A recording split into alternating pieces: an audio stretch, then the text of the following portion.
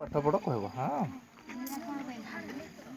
मो नाम प्रियदर्शनी साहू षष्ठ श्रेणी पढ़े को विद्यालय रे चाकबाहा यूजीपी विद्यालय। आज कौन हो तुम विद्यालय रे ताला पकाई कहीं कौ मैंने ताला पकड़ गार्डियन कहीं कहीं ना आम गाँव शिक्षकों बदली दि कौ शिक्षक को नरेंद्र नाथ जेना तो